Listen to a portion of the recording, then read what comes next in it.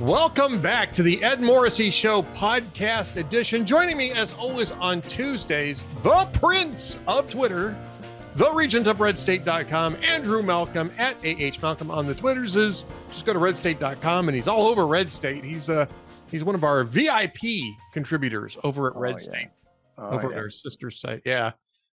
Because apparently I was too slow on the trigger to get him at hot air, but he's still. Well, we're all on the same team. We're all on the same Town Hall Salem team. So that's all. It's all good. It's all good. All right. Lots of things to talk about today. Boy, yeah. And at least one thing that we can actually talk about now, which is that it seems pretty likely that COVID-19 originated in the lab in Wuhan and leaked out a new intelligence assessment from the Department of Energy, which is a story in and of itself, assesses that is the most likely explanation of the origin of COVID-19. It does come with a low confidence assessment in the evidence, but that is more an assessment of how much evidence they can actually provide to support that. They are still reaching the conclusion that this is the most likely explanation, and that's news to a lot of us who were trying to ask about that explanation, Andrew, and got shot down, got demonetized for asking those questions, got fact-checked into oblivion. In fact, the entire fact-checked industry had declared that a conspiracy theory until, I don't know, 10 o'clock in the morning on Saturday? Yeah, it's amazing. I've said this before, and it's true. I don't know how the media can ever re-earn its credibility after falling for these. Now, maybe they did it willfully. I don't know. They wanted to believe it, or they were just told and bought it. Either way, it's no reflection on their intelligence, and I don't know that they can ever regain that credibility or trust. That's something that's very hard to get back. I'm not even sure they're concerned about it. I mean, yeah. When this came out, people started tracking back to all these fact checks, right? About people they were saying, declaring it ridiculous that people were still discussing this. And I mean, this is not just the usual suspects, but some, Glenn Kessler at the Washington Post robustly tried to shoot this down as nothing more than a conspiracy theory. And I'm not impressed with the fact check industry. Glenn Kessler tends to be a little bit better than most about it. But even he was, no. This is all of the people I talk to are saying that this is nothing but a conspiracy theory, is right-wing nutcase, tinfoil hat thing. I don't know how anybody could have come to the idea that wasn't even worth discussing when they had the level 4 bio research facility in the city where this was, where the outbreak was its epicenter, and they were doing gain of function research on coronaviruses. I mean, it really, Andrew, how difficult was it to connect those dots in the first place? Well, that's what I meant by willful. It shows a conscious effort to dismiss what reporters used to think was a scent and put them on the trail of a story, to check it out and see if it's true. There's another question, which is, why were they developing these deadly things in the first place? But to dismiss it, and coincidental that it happened in that very town or market just down the street, I don't know. You have to shake your head, and it makes me, I assume others, when the media is trying so hard to shoot something down, whatever the latest version of the virus origin theory is, or Russiagate or whatever, Biden's son's laptop, whenever you read the latest effort to shoot down, you kind of go, well, there might be something there. It's disturbing. And you have to ask yourself what the purpose of this was, right? I Yeah. mean, why jump in front and just declare it out of bounds? And I'm not talking about just the fact checkers. I'm talking about social media platforms. I'm talking about the larger media institutions themselves. I'm even talking about the government that the CDC was pushing back on social media platforms to marginalize this type of discussion. Why? And the only thing that I can come up with, Andrew, is that this was all done to protect themselves from being blamed for having contributed to this pandemic in the first place. Because let's not forget, we shouldn't ever forget that at one time the government forbade any sort of public financing of gain of research function because it was considered dangerous. That changed a few years prior to the pandemic. And who changed it? Anthony Fauci, who was at the time and was until he retired, the head of the NIAID and working with the NIH to provide funding for gain of research, gain of function research in places like Wuhan through the what's it called? I can't remember the name of it. They gave grants to is it Eco Health Alliance? I think is the name of the outfit, and they used that funding to fund gain of function research in Wuhan. And so there's a clear interest in trying to tamp this down because it would, if it came out, which it appears to have now, if it came out that COVID escaped from a laboratory because we were funding that type of research in a place where where clearly they weren't up to the task of keeping it contained, that would mean that the U.S. government was partly responsible. Let alone it's a strategic rival. Yeah, that's the other part. Why are we doing that in China? Well, yeah. Why are we helping them develop deadly germs? It's beyond belief. It's like I forget the name of it, but the outfit that the State Department was funding that was organizing the list of who should be censored. The global disinformation index. Yeah, GDI is what is the. You're right. It's exactly the same thing. And we're back. Andrew's back. Actually, Andrew's in a high wind situation, and the power went out there. And it wasn't my talking that was the high wind. No, that would have been the power. You would have been able to power it yourself. Well, we just cut you off. Hot air, high wind, Oh, there you go. It's probably my fault then. I'm sure it is.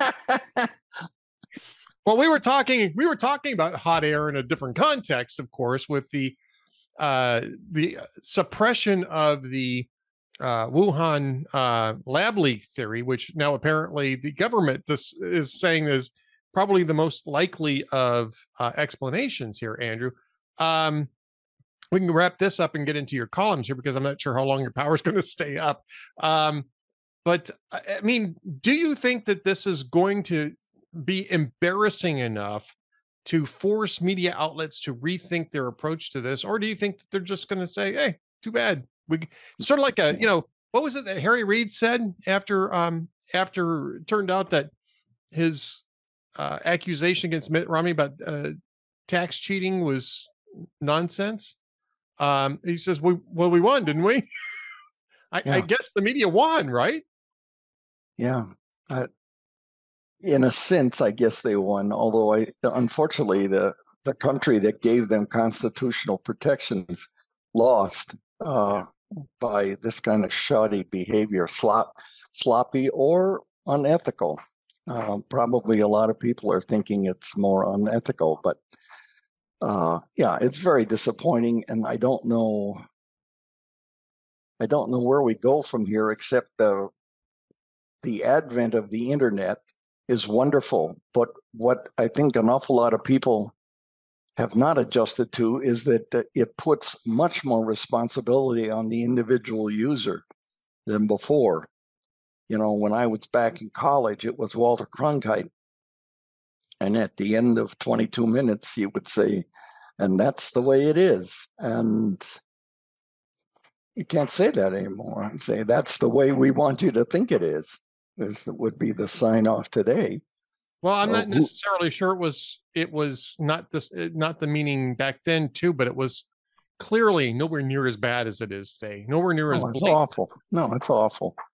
But you see, there was the trust back then, and the media was in on Watergate. Of course, that was Republicans, so they would be aggressive on that. Um, I don't know. It's very dispiriting from someone who spent much of my yeah. It's just amazing, Ed. And I'm been in the writing business for 56 years, and I'm still only 39. But uh, I, it's disappointing to see what I regard as a decay in the professionalism of the media that I was in and was proud to be in. Yep. Yep. I mean, and again, I mean, I think that it's almost a complete debasement, right? Because uh, there was this Saturday night, Woody Harrelson was guest hosting on Saturday Night Live. I don't know. Have you seen this? Have you seen this story? No. It's so Woody Harrelson is kind of squirrely, right? He always has Yeah. been. Oh, yeah. Yeah. He's a great actor, but politically, he's just, all over the place, and intellectually, he's kind of all over the place. Great actor, though, and a very entertaining guy. So he gets up there and he says, I was I'm going to paraphrase here because I can't play it here. He says, the last time I was here, it was right about the same time I was handed this script, right? And, people were trying to get me to make this movie. And I read the script and it said, basically it went like this, is that big pharma and government got together and created this hysteria that led to an emergency where governments were locking people in their houses and wouldn't let them come out unless they brought the drug cartels drugs. and kept buying the drug cartels drugs. And he didn't say big pharma, he did say drug cartel to lead us off. He says, and I said, that's crazy. Nobody'd ever believe that.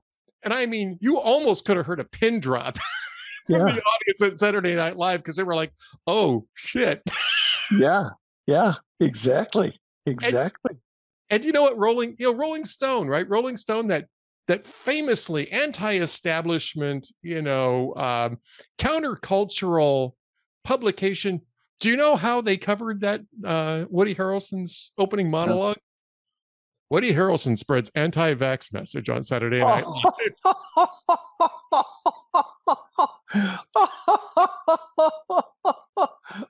Oh, it's like trying to be Babylon B. Oh my gosh. Hey, they went from fighting the man to being the man. Let me tell you something. Rolling Stone is definitely the man these days. Well, they have a new owner that I found. I don't remember who it is, but that was I was surprised by the new ownership. Anyway, it doesn't matter, but that is pathetic. That is pretty darn pathetic. Yeah. Yeah, indeed. We gotta before your power goes out again. We are racing the clock here. Before your power goes out again, I do want to get to your columns this week, because you've got a great VIP column, and you've got a really intriguing and I think heartfelt Malcolm on the Right about Jimmy Carter. And we talked a little bit about this last week, actually, prior to you doing your commentary on this. Jimmy Carter's in hospice, still in hospice. And I think there was, I believe I saw this today, is that he's actually still eating and, able to have discussions with people. So he's not like checking out super soon, but he's just in a position where he doesn't want to have any more medical interventions, and he wants to have whatever time he's got left. He wants it to be peaceful without a bunch of medical intervention. Exactly. It is touching. I was not a fan of his during his presidency, and it was very disappointing. He got his in 1980, I guess, if you're into the karma thing. But my point was that if this had happened back when he was president, he would never been able to announce, I'm going into hospice and I'm not having medical intervention anymore. And to me, this shows how much our society has changed. In the 1980s, the mid 80s, I wrote an awful lot for the New York Times about this whole right to die movement. Yep. And living wills. And there were actually people, very clandestine at the time, who were arranging their own death because they were going to die anyway, and they were tired of the suffering for them and for their family. But it all had to be very quiet, and it wasn't Kevorkian-esque kind of thing. It was just what people did. There was a whole network of doctors who facilitated this if the patients, if they documented that they really wanted it. And I wrote a book called This Far and No More about a woman who had Lou Gehrig's disease and said that she didn't want to die anymore. And that ended up being an NBC movie. But today, Jimmy Carter can just come out and say, and his center announced for him that he's not going to take any more medical interventions, which means they manage pain. I don't know. I suspect it's cancer. Everybody in his family, siblings and parents, died from cancer of one kind or another. So if he's not getting intervention except for pain, then he's got some kind of cancer came back. He had cancer that he had treated, liver and brain cancer, which seems rather serious. But then he announced several months later that after radiation and chemotherapy, it had gone. I'm assuming it came back somehow, unfortunately. But it's a good measure of how our society changes. There's very few societies in the world that have changed more than the United States because we're in it and we see it every day. We don't realize it. It's like grandparents saying, "Oh, you're getting so big." Well, I don't know. It's the same height as I was yesterday, but they don't see you every day.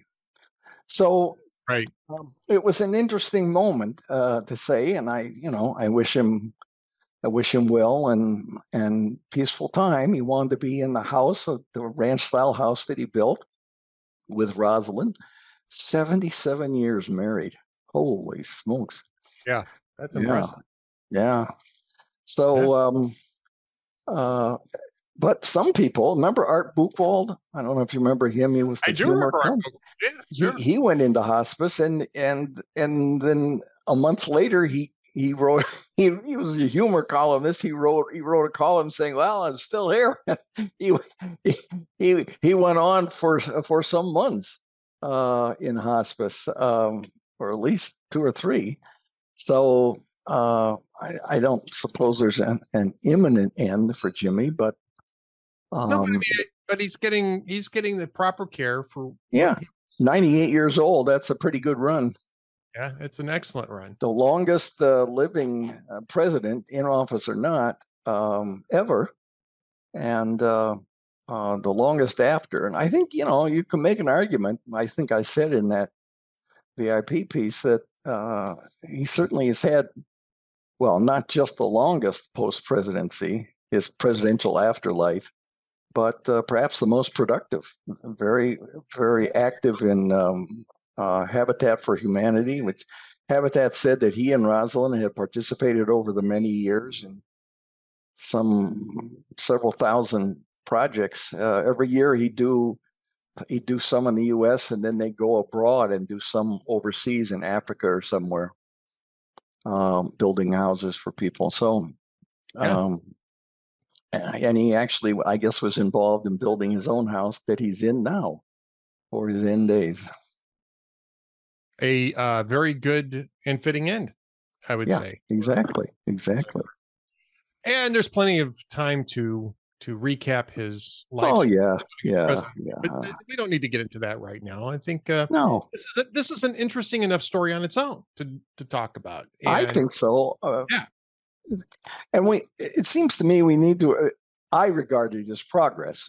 This isn't euthanasia. This is people saying it's my life and going and getting my blood cleansed by a machine and then feeling nauseous for 36 hours afterwards, 3 times a week, is not my idea of living. And so a certain percentage of people on dialysis quit every Yep. year. And soon after, they're gone. Yep. I sat in on some conversations, very painful ones, between doctors and patients who were giving them the options. And then we would leave, and some days later, the patient would tell them what they wanted to do. Some of them wanted to continue with therapy. Some said, no, that's it. I'm going to go home. Yeah. And they went home and passed in peace, like Jimmy Carter will. Well, I don't tell this story often, but a woman who worked for me did exactly that. She, Really? yep, she and I got hired on the same day. Actually, I was being hired as the manager, and she was just being hired as one of the people that was going to be working for me. We got hired on the exact same day, so I was kind of felt a little bit of a connection to her, and she got sick. She was a transplant patient, and I knew that she was having problems with the kidney, and so she went on leave, on medical leave, and I would check in with her from time to time, see how she was doing. And one day she showed up in my office, and I initially thought, oh, well, maybe she's thinking about coming back to work because I would have welcomed her back. And she says, I want to talk to you, and I need to close the door. I was like, okay. And she says, I just want to let you know that I'm not waiting around for another transplant. I am coming off of dialysis, and I will probably be gone within the next week or two. And I was stunned, right? I mean, Yeah. she was not an old woman. She was younger than I am now. And, I, asked her, are you sure that that's what you want Yeah. to do? Just because I was concerned. And she says, no, no, I am. Um, Apparently prospects for a transplant. There were reasons why prospects for a transplant were. When was this, Ed, roughly? This would have been 98, 99, maybe, Oh, maybe oh, 2000. It was quite a while ago. yeah. And, and, um, she, so she had an 18-year-old son. I remember that. And she said, can you, if the opportunity comes up, can you see if you can help him out? And I said, sure. We actually tried to get him a job. And I think he decided to do something else. We tried to get him a job, just, but I think he decided that he wanted to do something else, which is fine. Um, but yeah, she was gone within 2 weeks. We Two got, weeks. Yeah. okay. No, she just stopped dialysis. And if you're on dialysis and you stop, it's not going to take long. No, oh, it's right. I mean, that's why they have to do it 3 times a week. It's what your kidney would be doing, constantly cleansing the blood. Right. But these machines. My mother was on a what do you call it, a respirator? Yeah, Yep. and those things. Now, this was more than 20 years ago, so they're probably more sophisticated now. But in those days, they would determine by studying the oxygen content in your finger. Those things, those clamps they put on your fingers to see how much Sure. oxygen. Yeah, they would tell how much oxygen they would put through in these ventilators, and they would actually, and this stunned me, it still does.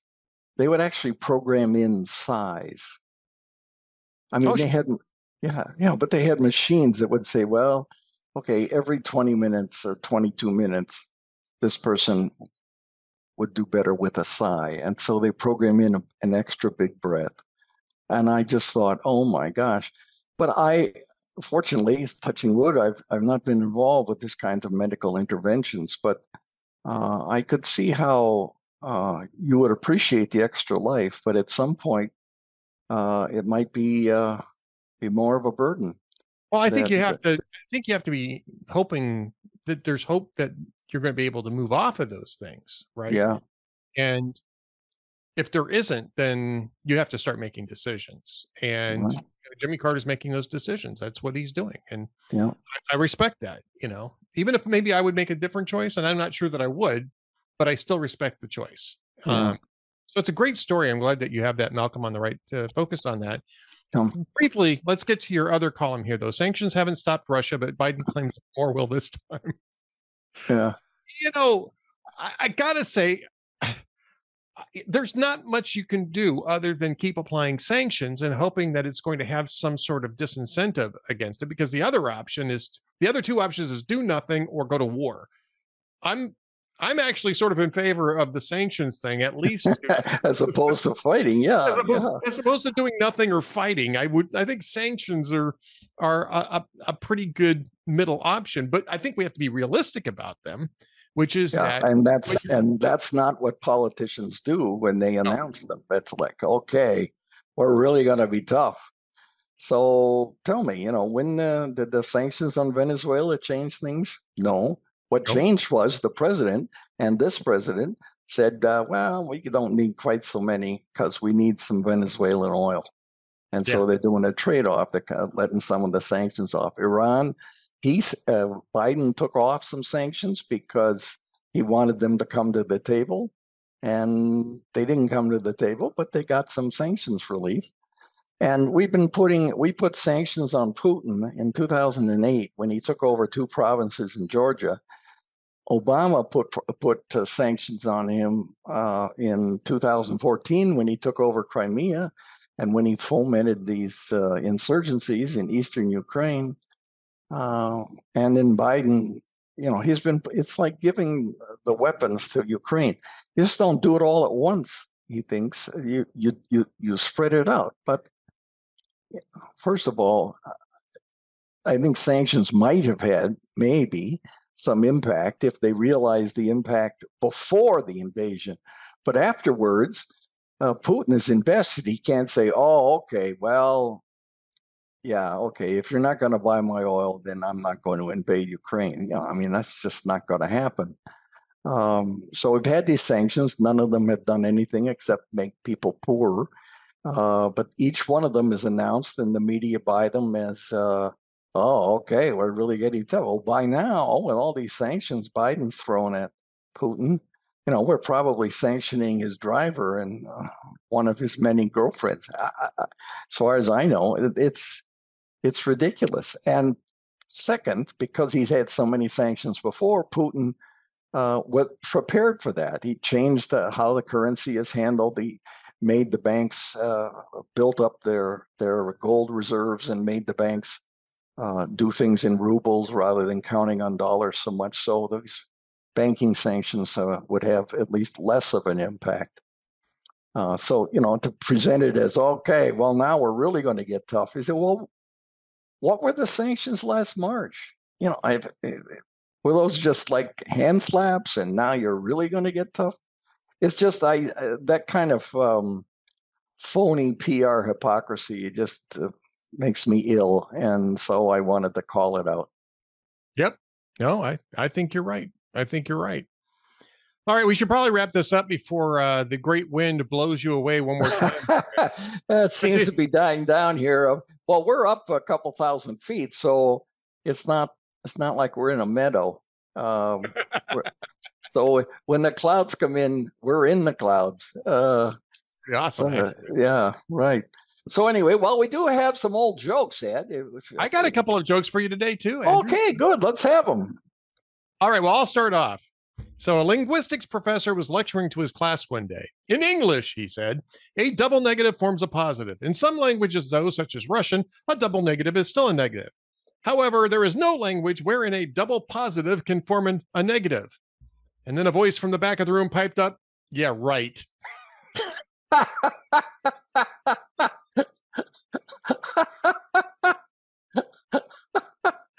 I like that. I like that. lay one on me then, man. Okay, well, this is Seth Meyers. These are old. A Boston restaurant is offering customers a special Valentine's Day burger that comes with an engagement ring on the side for $3,000. The burger will be well done, and the response of yes will be rare. Yeah, if you're offering it up with a burger, I think Yeah. that's. And finally, this isn't a joke so much as Joe Buck tweeted during the playoffs, during the NFL playoffs. Joe Buck, who had the weekend off, and I guess he lives in St. Louis. So he went to a Starbucks an hour before the playoff game in San Francisco, an hour in St. Louis.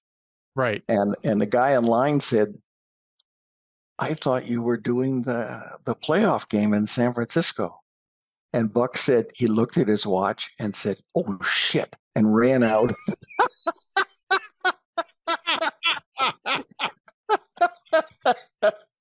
Now that's a pretty good practical joke. I like that. That's a good one. Yeah, that's a good All prank. Right. I like that. I like that kind of attitude too. I got one more for you, and then we'll wrap things up here. I told my boss yesterday that 3 companies were after me, so I needed a raise in order to stay in this job. And he says, what 3 companies are after you? Well, the gas company, the electric company, and the cable company. Yeah.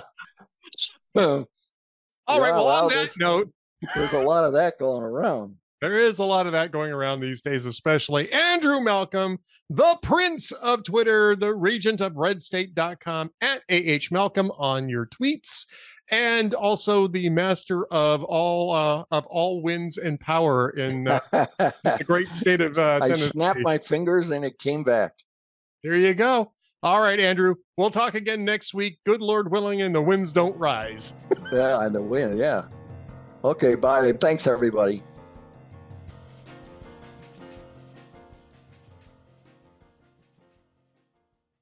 Now that the political infighting is over and the sausage is being made in the House, it's time for Republicans to unite with one cause and fight back against Joe Biden and his radical administration.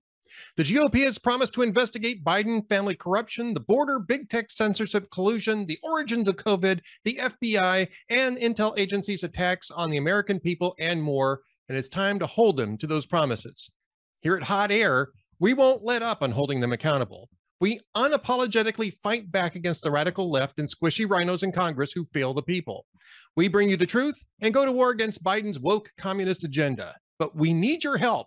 By becoming a VIP for hotair.com, you can help us in this battle for our country. Just look at the House Democrats leader Hakeem Jeffries. He's another divisive radical leftist, and his communist Sesame Street speech proves it. If Republicans don't halt the Biden agenda and conservative media fails to hold them accountable, it could mean the end of our great country. Join us in the fight.